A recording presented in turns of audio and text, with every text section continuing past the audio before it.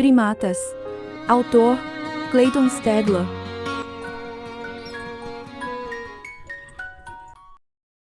Capítulo 11. A Noite do Sil.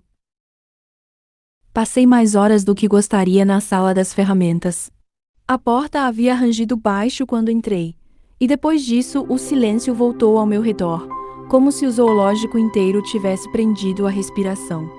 A lâmpada fluorescente no teto piscava a intervalos irregulares, lançando sombras duras que faziam os objetos parecerem se mover quando eu não olhava diretamente para eles. Quase não havia mais ninguém ali naquela noite. O turno tinha acabado há horas. Os tratadores já tinham ido embora. Os veterinários também.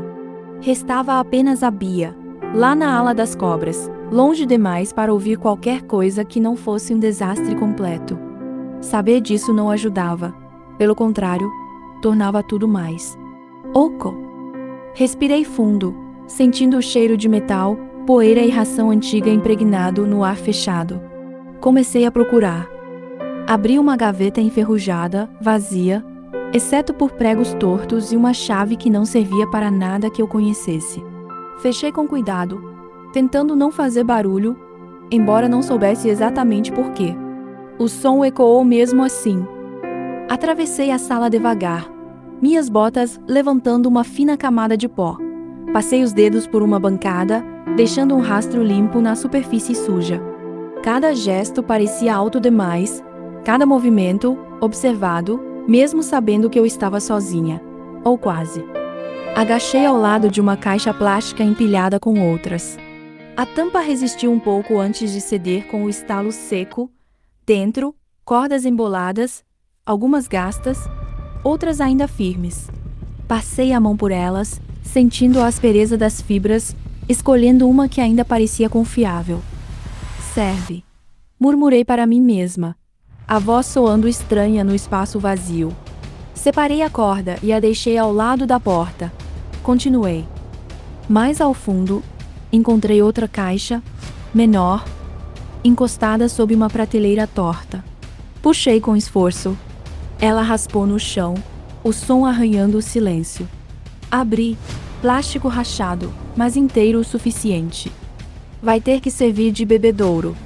Endireitei o corpo lentamente, alongando as costas tensas. Meus olhos foram até o relógio preso na parede. Parado, não ajudava em nada. Procurei pelos parafusos por mais alguns minutos que pareceram mais longos do que deveriam. Abri latas, derrubei uma caixa de ferramentas, praguejei baixo quando o barulho ecoou mais alto do que eu queria. Finalmente, encontrei dois, perdidos no fundo de um pote com porcas enferrujadas. Pequenos, mas suficientes. Segurei-os na palma da mão por um instante, como se precisasse confirmar que eram reais. Era tudo o que eu precisava, ou pelo menos, tudo o que eu achava que precisava. Apaguei a luz antes de sair. A escuridão tomou a sala imediatamente, engolindo os contornos, apagando qualquer sensação de controle que aquele espaço fechado ainda oferecia. Quando fechei a porta atrás de mim, o clique pareceu definitivo demais. O zoológico estava mergulhado em silêncio absoluto. O céu estava escuro, pesado, carregado de nuvens que bloqueavam qualquer resquício de lua. Nem os grilos cantavam, nem o vento se movia. Havia apenas cheiro de terra úmida, folhas esmagadas e uma tensão elétrica que percorria o ar como uma corrente invisível. Fui subindo a estrada de terra, era um caminho pesado, então ouvi os gritos. Não os habituais, que costumavam ser chamados de excitação ou alerta. Eram gritos profundos, estridentes, carregados de violência, desejo e ameaça, misturados em um caos que atravessava a noite como lâminas afiadas. Meu coração acelerou. Senti o estômago gelar.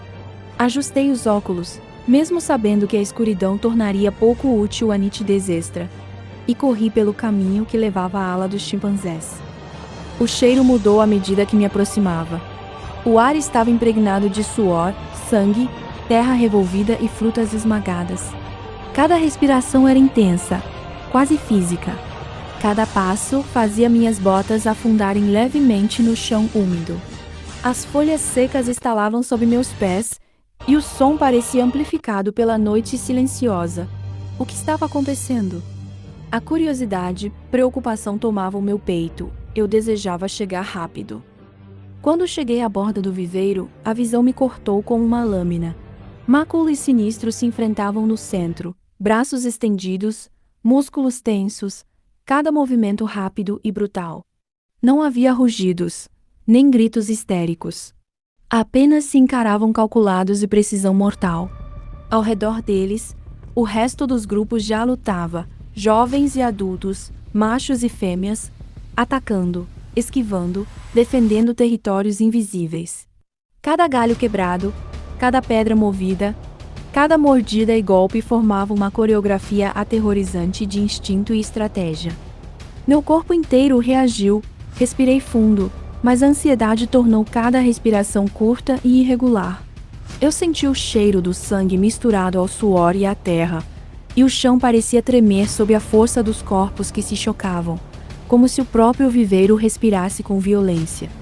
Sinistro estava com os ombros erguidos, o peito inflado, passos curtos e agressivos, como se qualquer segundo de espera fosse uma afronta. Ele mostrava os dentes, soltava explosões curtas de ar, incapaz de sustentar o silêncio que Máculo impunha. No meio do caos, meus olhos encontraram Jafé. Ele se movia com rapidez e precisão entre os corpos, desviando-se de ataques e avançando com um objetivo claro. Enquanto os outros gastavam energia em exibição e força, Jafé evitava contato direto, desviando no último segundo, passando entre corpos como se previsse cada movimento antes que acontecesse. Não havia hesitação nele, apenas direção. E então entendi. Jade. Ela. Imponente, mas vulnerável. Jafé chegou até ela sem confronto direto. Um toque. Um empurrão firme. Condução. Ela resistiu por um instante. Não para escapar, mas como parte de um jogo invisível. Uma negociação corporal, que nenhum dos outros parecia capaz de interromper sem quebrar regras que nem eu compreendia. Quando eles avançaram em direção à caverna, já era tarde demais para qualquer outro. Ela deixava-se conduzir. Seus gritos não eram de resistência, mas de energia. Uma mistura de dor e prazer que fazia o ar vibrar. Cada movimento de Jafé era firme. Cada passo parecia calculado para conduzir Jade sem que ninguém pudesse interferir diretamente. Eles chegaram à pequena caverna de pedras, quase oculta pela sombra das árvores. Jafé empurrou uma rocha pesada na entrada, bloqueando a saída. O impacto ecoou como um trovão abafado, e o grito de Jade reverberou pelas paredes do viveiro, atravessando o caos e penetrando nos ossos. Eu senti um arrepio subir pela coluna.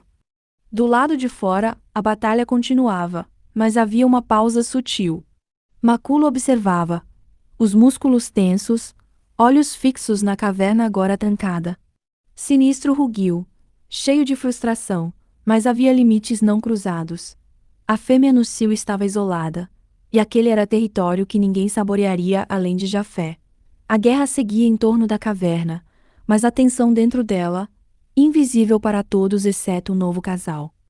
O som dos corpos lutando diminuiu gradualmente. Cansaço, sangue, feridos espalhados pelo chão de terra. Alguns gemiam. Outros apenas respiravam pesadamente, olhando ao redor com olhos atentos, calculando o próximo movimento. Cada ferida, cada arranhão, cada marca no pelo era uma advertência silenciosa. A política do cio e do território havia se tornado mortal. Eu permaneci escondida atrás da grade, tentando decifrar a lógica silenciosa do que havia acontecido. Ajustei os óculos mais uma vez, mas a nitidez não ajudou a entender completamente. Apenas percebi. Eles não estavam apenas lutando por território ou desejo, estavam testando limites, medindo intenções, consolidando alianças e demonstrando poder. O silêncio finalmente desceu como um manto pesado. Os gritos cessaram, substituídos pelo som da respiração pesada e do coração acelerado. A luz fraca da noite refletia nas folhas molhadas, nas pedras, nos corpos suados e ensanguentados. Havia vitória e derrota em cada movimento, mas também algo mais antigo e primitivo. A selva em miniatura do viveiro havia ditado suas regras, e qualquer erro podia custar caro. E ali, observando cada detalhe, senti pela primeira vez que não havia como simplesmente entender os chimpanzés. Eles não eram animais irracionais. Eles eram estrategistas, guerreiros e diplomatas em um só corpo. Eu era apenas uma testemunha, vulnerável, respirando junto com eles, absorvendo cada cheiro, cada som, cada sombra. A noite havia revelado a verdade mais crua.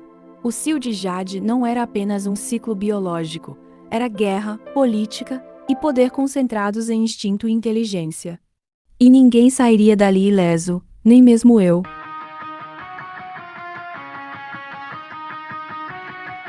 Woke up with last night's eyeliner streaked in the warpath down my face.